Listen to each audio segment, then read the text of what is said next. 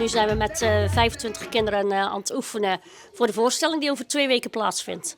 Je moet zingen, dansen, acteren en hele leuke dingetjes doen eigenlijk. Het talent bestaat al enige tijd en is een plek waar jeugdcabaret, zang en dans samenkomt. De voorstelling die op het programma staat is niet zomaar gemaakt. Er komt namelijk nog best wel wat bij kijken. Ja, er komt zeker heel veel bij kijken. Het is zeker een jeugdcabaret, eigenlijk kinder- en jeugdcabaret. Het is niet alleen het oefenen met de kinderen, maar decor, kleding, prijzen voor de verloting, toegangskaarten, vrijwilligers zoeken, ruimtes zoeken. Dus ja, een hele happening om alles bij elkaar te zoeken. Carlijn heeft veel zin in de voorstelling, maar toch gaat dat niet zonder de nodige wedstrijdspanning.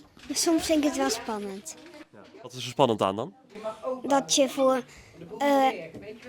oefenen is een beetje, maar dan voor zoveel mensen is het veel meer. De leerlingen van Janine en uiteraard de andere begeleiders helpen soms ook met het maken van decorstukken. Maar op deze avond worden vooral de teksten nog eens doorgenomen en oefenen ze de danspasjes tot ze die kunnen dromen. Opvallend is dat tot voor korte groep alleen nog maar uit meisjes bestond.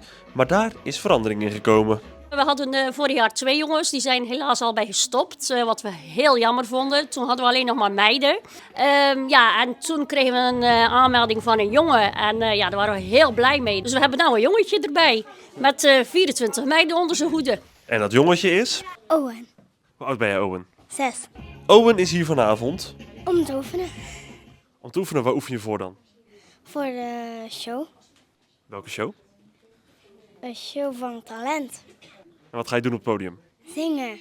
Dat is niet alles, want volgens Janine is hij van enorm toegevoegde waarde voor de groep. Hij doet het superleuk. Hij straalt, hij doet alles mee. Hij zingt, hij danst. Ja, echt superleuk. Je zegt net dat je goed kan zingen, zou dat ermee te maken hebben?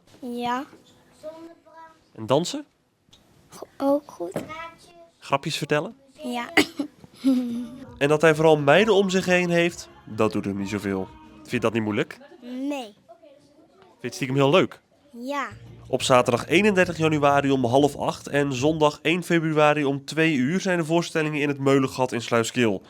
Carlijn kijkt er naar uit en heeft alvast een complimentje voor Janine en haar team.